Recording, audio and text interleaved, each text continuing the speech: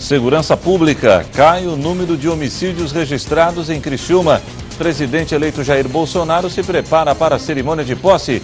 Projeto da Fundação do Meio Ambiente prevê a adoção de logradouros públicos por empresas privadas.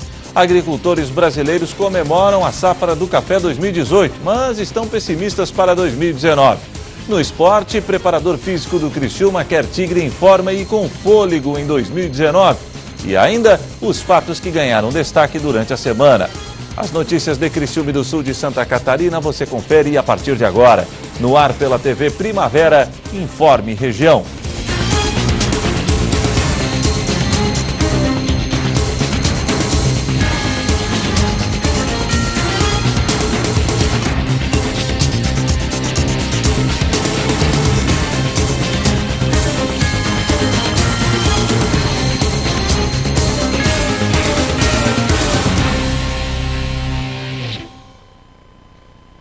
Hoje, sexta-feira, 28 de dezembro de 2018, no ar pela TV Primavera, Informe Região. E para você que sintoniza a nossa programação, uma boa noite.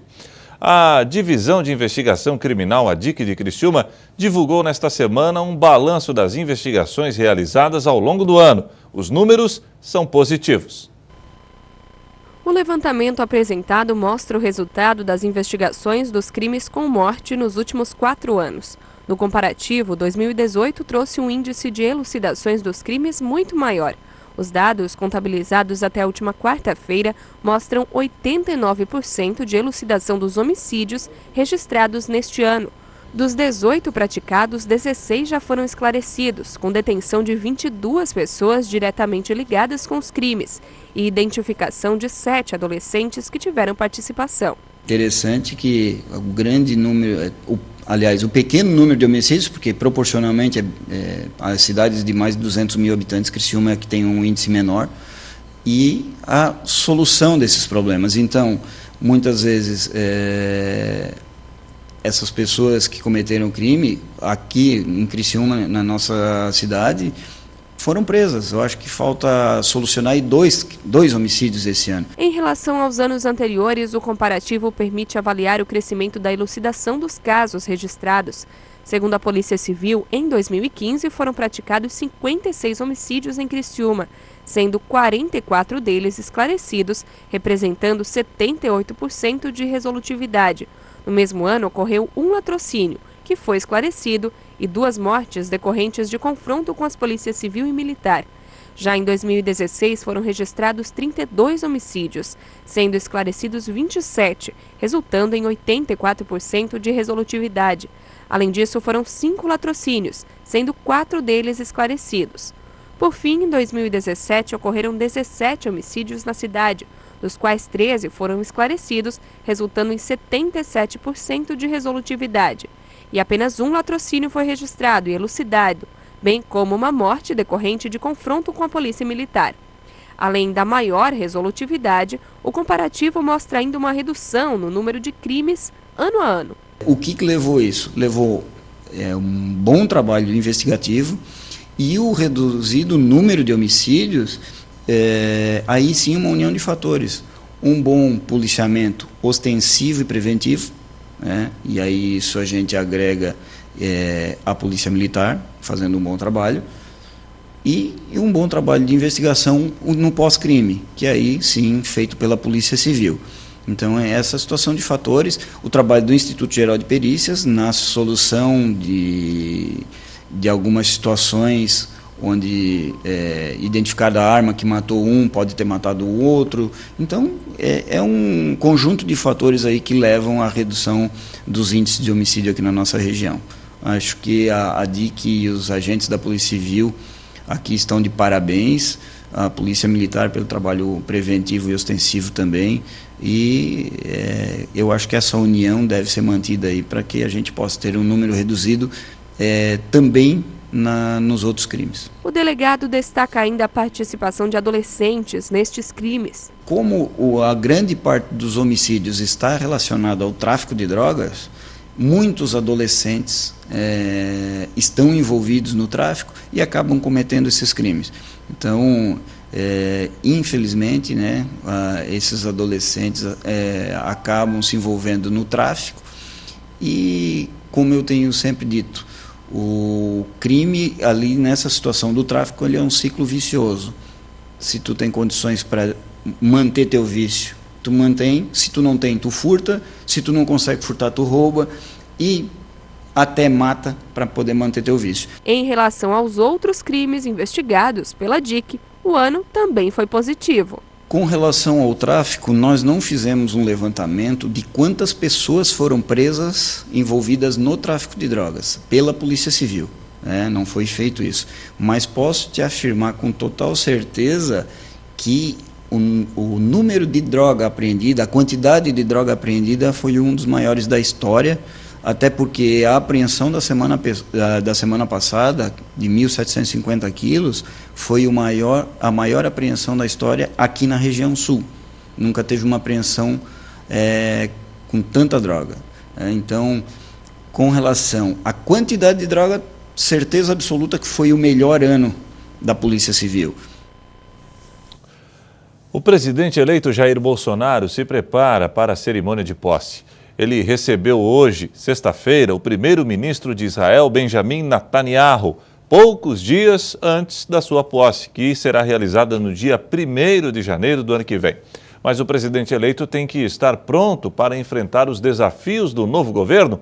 Um deles são os gastos públicos. Um exemplo é o pagamento de salários para servidores. Só em 2017 foram gastos mais de 720 bilhões de reais, um valor que equivale a 10% do PIB do Brasil.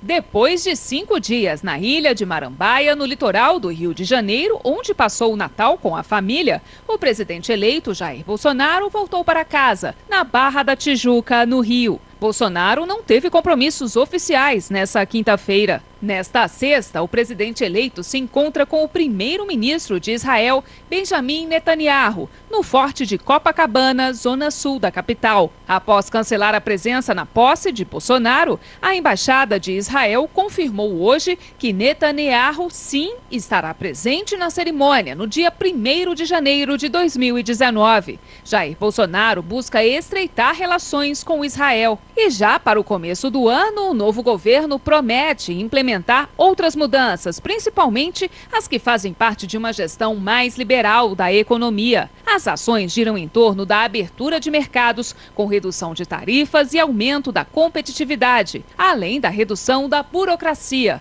visando facilitar o dia a dia de pessoas e empresas. As reformas estruturais, como a da Previdência, com a adoção do regime de capitalização, em que cada trabalhador faz uma poupança individual, devem ficar para fevereiro. A medida exigirá a habilidade do novo governo, que prometeu ficar fora da tradicional política do toma lá da cá, a negociação de cargos e emendas com parlamentares em troca de votos. Bolsonaro aposta na construção de uma nova forma de governar e já prometeu às bancadas que irá descentralizar recursos da União destinadas a estados e municípios. Outra reforma também bastante esperada é a tributária, que deverá substituir um leque de impostos e contribuições por um único tributo, que deverá ser repassado aos entes da federação. Além disso, as privatizações também devem dar o tom do governo de Jair Bolsonaro. Durante a campanha, Bolsonaro disse que estima reduzir a dívida pública em 20% com a privatização e extinção da maior parte das estatais brasileiras. Apenas as empresas de caráter estratégico seriam preservadas, segundo Bolsonaro. Por outro lado, o Brasil que Bolsonaro irá comandar a partir do ano que vem gasta demais com o pagamento de salários de servidores. Segundo dados do Instituto de Pesquisa Econômica Aplicada, o IPEA, em pouco mais de 2 décadas, entre 1995 e 2016, o número de funcionários públicos na ativa no governo federal, estados e municípios cresceu 82,4%, passando de 6,26 milhões para 11,5 milhões. Esse aumento do contingente levou o gasto anual do funcionalismo a ultrapassar os 10% do produto interno bruto. Para se ter uma ideia, em 2017, o pagamento desses salários consumiu 725 bilhões de reais, uma alta de 48% em 10 anos. Na esfera municipal, a que mais emprega, o número de funcionários na ativa cresceu 175% no mesmo período, chegando a 6,5 milhões. No caso dos estados, a alta foi de 28%, 3,7 milhões. E na esfera federal, 25% para 1,2 milhão de funcionários. O estudo mostrou que a maioria dos servidores estão empregados, principalmente nas áreas da saúde, educação e segurança. Em 2016, 40% dos servidores municipais eram médicos, professores e enfermeiras. Já o número de servidores estaduais, com a inclusão da polícia, essa porcentagem aumenta para 60%. Com relação à remuneração dos servidores, foi identificado que os salários do Judiciário são os maiores entre os 3 poderes e os dos servidores federais entre as 3 unidades da Federação. Os servidores do Executivo Federal receberam, em média, 50% das remunerações do Judiciário Federal entre 2007 e 2016. 8 mil contra 16 mil, respectivamente. Já no Legislativo Federal, os salários no período foram equivalentes a 90% da remuneração do Judiciário, em torno de 14,3 mil. De 2007 a 2016, a remuneração média dos servidores federais passou de 6,5 mil para 8,1 mil. A remuneração dos servidores estaduais de 3,5 mil para 5 mil. E a remuneração dos servidores municipais passou de 2 mil para 3 mil. Em média, os salários do funcionalismo público cresceram 34% nesse período. A seguir, projeto da Fundação do Meio Ambiente de Criciúma prevê a adoção de logradouros públicos para empresas privadas.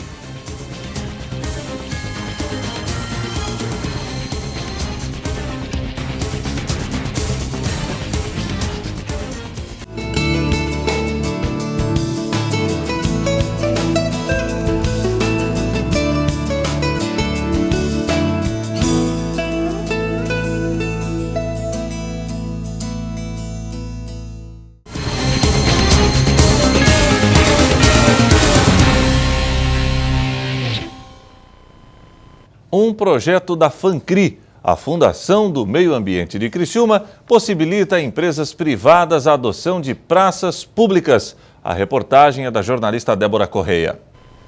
Quem mora ou já passou por Criciúma já deve ter notado que algumas praças, canteiros ou rotatórias possuem pequenas placas de empresas da cidade e esses locais estão muito bem cuidados.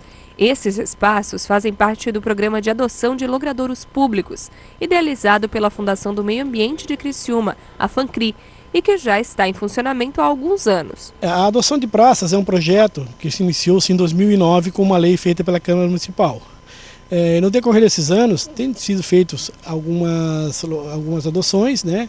E a partir de 2 anos para cá, eu que estou exercendo essa função, né? Atingindo hoje um total de 112 praças adotadas na cidade de Criciúma. Na última semana, mais praças e espaços públicos foram adotados por meio dessa mesma iniciativa por entidades privadas. Um programa que tem rendido bons frutos para a cidade. Como é um projeto que a gente faz da empresa fazer por livre e espontânea vontade, né? A gente pensa e quer que a consciência dele seja de cuidar dessa praça, porque ali em cima está o seu nome, né? E junto com o seu nome, o cuidado da praça vai ser bem visto pela população de Criciúma para isso aí. E a prefeitura fica desobrigada, vamos dizer assim, né, de uma coisa a menos para ela cuidar, né? Sendo que os seus funcionários partem para cuidar de outras coisas que tem no decorrer da cidade. O coordenador do programa explica que ao adotar um espaço, a empresa ou instituição fica responsável pela manutenção. E, em contrapartida, tem uma publicidade exposta no local. Na realidade, a adoção fica a critério da empresa o cuidado da praça, certo? Que é, na realidade, o corte da grama, o cuidado das flores e árvores, mais a pintura do meio-fio, né? Sendo que as podas de árvores é executada pela FANCRI. Basta o pessoal adotante nos ligar, nos solicitar, que a gente vai lá, quem tem caminhão e pessoal especializado para fazer essas podas, né? E a contrapartida que eles têm no cuidado dessa praça é de fazer uma publicidade em cima dela, ou seja, colocar uma placa que seja padrão, que nós temos um padrão aqui para ser seguido, e as empresas colocam nessa placa o nome da sua empresa ou a publicidade que assim eu desejar, com certas regras adotadas. E ainda há espaços que não foram adotados. Interessados podem entrar em contato com a FANCRI para fazer parte da iniciativa. Ainda existem algumas praças, nem todas estão adotadas, né? Se alguém tiver interesse, basta ligar para a FANCRI no telefone 3445-8811, solicitar a função do coordenador, que ele vai até a empresa, explica certinho o projeto e faz a adoção dessa praça para eles. A maior parte do café brasileiro é cultivado nos estados de São Paulo e Minas Gerais. Este ano a safra foi positiva de qualidade, mas para 2019 a expectativa não é muito boa e a produção pode ter problemas. Já estamos na época de balanço sobre a safra de café 2018 no Brasil. O boletim divulgado pela Conab apontou recorde com a colheita de mais de 61 milhões de sacas de 60 quilos. Somente o estado de Minas Gerais, que é responsável por cerca de 70% da área destinada ao café arábica, colheu mais da metade da produção nesta temporada, cerca de 31 milhões de sacas. Segundo analistas, os bons resultados foram possíveis pela recuperação da variedade Conilon, que atingiu quase 14 milhões de sacas, praticamente o dobro de 2016, o último ano de bienalidade alta. E essa expansão no âmbito nacional, ela se deu principalmente à recuperação da cafeicultura do Conilon, né, que tivemos uma seca grande em 2015, 2016 e a cultura vem se recuperando ao longo desses anos aí, então um aumento significativo principalmente por conta do Conilon. No estado de São Paulo, o resultado também foi positivo. A região da Alta Mogiana apresentou uniformidade na florada.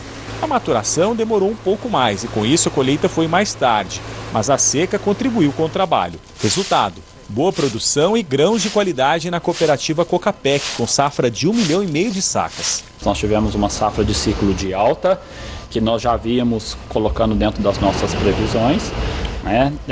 Com nível de produtividade menor do que 16, porém foi uma safra de volume, né? Importante.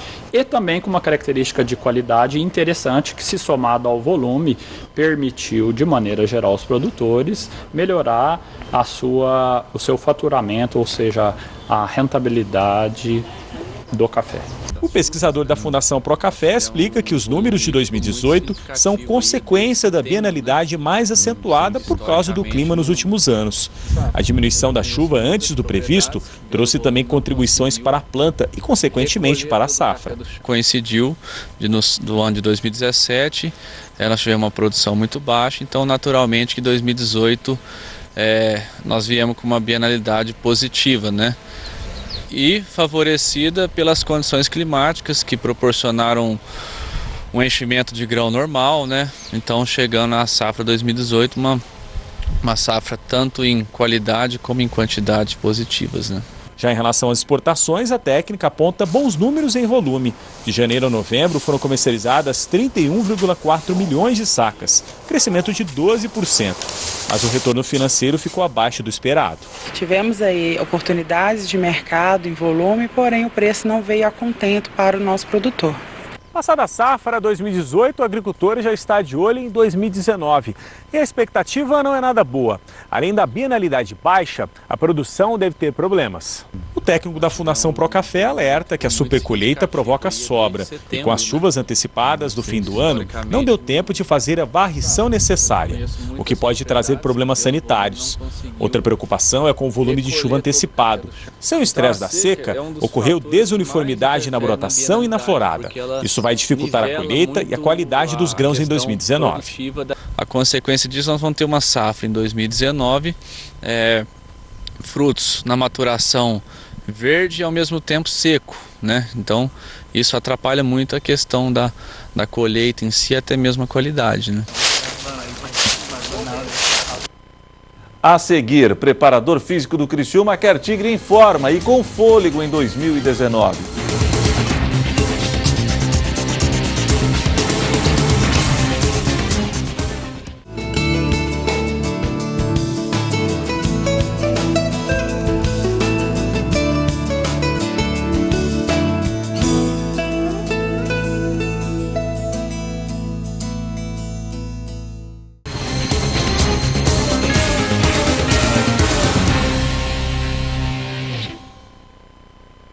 Agora o esporte. O Criciúma já está se preparando para a temporada 2019. O novo preparador físico do clube sabe que tem uma missão difícil: deixar todo mundo com o fôlego em dia para a estreia do estadual, que será no dia 17 de janeiro em casa contra o Figueirense. Ele é um velho conhecido dos carvoeiros. William Hauptmann foi o preparador físico do clube em 2016. Com um bom trabalho prestado, o profissional teve a contratação aprovada pela torcida e está de volta ao Tigre. Feliz, né? De volta em um lugar onde a gente fez um trabalho, que foi um trabalho que teve um bom rendimento, um lugar onde deixou muitos amigos, um lugar que a gente aprendeu a gostar, respeitar e amar, não só o clube como a cidade também. Então agora pedir a Deus aí que Ele nos ilumine para que a gente possa ter tido a mesma sorte que nós tivemos no passado e de ter a mesma ou até melhor. E não tem essa de papo furado, hein? Até a estreia no estadual, que será no dia 17 de janeiro contra o Figueirense, o time precisará estar nos cascos, em um nível bom de competitividade. Mas assim, o primeiro passo nosso é identificar o nível atual de condicionamento físico de cada atleta, para que a gente possa, dentro da medida do possível, trabalhar o mais forte em cima das necessidades. Importante que eu já conheci alguns atletas. Os remanescentes já tinham trabalhado com eles, somente os garotos, já trabalhei com eles, alguns que chegaram eu já conheço, então vai facilitar um pouquinho. Agora, o tempo é um tempo curto, né? O tempo é um tempo curto, tem que jogar contra o relógio, tem que trabalhar contra o relógio. Nós vamos trabalhar agora até o dia 30, nós vamos liberar e no dia 2 nós já voltamos full time para poder correr contra o relógio e tentar fazer o melhor possível. E o professor William terá trabalho duro, até porque o técnico Doriva já deu o recado. Gosta de equipes fortes fisicamente. Você sabe hoje que força, potência e velocidade é fundamental em qualquer time de futebol, em qualquer elenco. Então, antigamente a gente separava por valências físicas, você fazia um trabalho de resistência, chamava trabalho de base, que a gente sabia. Hoje não, hoje você já começa desde o teu início de trabalho a trabalhar força, a trabalhar potência. Logicamente, cada um dentro da sua carga, dentro dos seus limites. Mas desde o começo nós já vamos começar a desenvolver. Agora, um atleta com início de competição, lógico, nas 4, 5 primeiras rodadas, todos vão ter dificuldade, não só o Criciúma. Criciúma, Figueirense, Avaí, todos vão ter uma dificuldade nesse início. Com um calendário cada vez mais cruel, com um número exorbitante de jogos, esta é a triste realidade do futebol brasileiro. Bom, azar do preparador físico, que precisa literalmente tirar coelhos da cartola. E é verdade. É por isso que você vê departamento médico cheio. Por isso que você vê atletas sendo lesionados, é por isso que você vê atletas com dificuldade no início, porque no mínimo nós teríamos, como comissão técnica, no mínimo um mês, para que a gente possa trabalhar. E você volta num momento difícil, porque nós estamos no Brasil, e o Brasil, o Natal e o Ano Novo, ele é cultura, ele é família. E nós do futebol, passamos o nosso ano inteiro fora de casa. Eu, nos últimos 2 anos, ainda estava em São Paulo, estava dentro da minha casa. Mas 90% passa fora. Então você não tem como não deixar o atleta passar um Natal com a sua família, passar um Ano Novo com a sua família, e depois, quando ele voltar, sim, aí nós vamos estar trabalhando forte aí para recuperar esse tempo perdido. A palavra é essa, não temos que recuperar o tempo perdido. E para fechar o informe em região desta sexta-feira, vamos aos fatos que ganharam destaque durante a semana na região sul de Santa Catarina. Segunda-feira, na véspera de Natal, o pastor Sodré, líder regional da Igreja Internacional da Graça de Deus, falou sobre o verdadeiro sentido do Natal. O Natal é o maior presente que Deus nos entregou, que foi enviar o seu Filho desde o seu nascimento, seu crescimento e ministério, e posteriormente então se entregar na cruz do Calvário por todos nós. Então o Natal eu entendo como o maior presente que Deus deu para nós. Sabemos que é muito participativo nessa ocasião, comemorações, momentos familiares, e que até então não vejo maldade e pecado nisso. Porém, claro, tendo a ênfase ao maior dos presentes, que o Senhor Jesus nasceu, Ele é o nosso Emanuel, é o Deus Pai, Ele é o Conselheiro, é o Deus Forte, é o Príncipe da Paz, é o Maravilhoso e Ele está conosco. Psicóloga criciumense deu dicas de como traçar metas para o próximo ano. As pessoas comentam, né, e os teus objetivos, eu vou fazer a minha lista. E aí, como que eu vou começar a fazer novos objetivos quando eu paro e avalio que os meus que eu fiz esse início de ano não aconteceram? Não chegaram, às vezes, nem perto do que eu gostaria. E aí, reforça que às vezes eu realmente não faço as coisas acontecer, que eu só penso, quero, mas também não tomo atitudes. E muitas vezes a pessoa acaba não fazendo mais listas ou tem aquele âmbito de esperança e diz, não, esse ano vai ser diferente, os meus objetivos vão se realizar, e aí ela faz uma nova lista. Terça-feira, Clécio Salvaro projetou 2018 promissor para Criciúma. Começamos 2018 numa situação bem mais favorável do que quando foi o início daquele ano, do meu primeiro ano desse segundo mandato.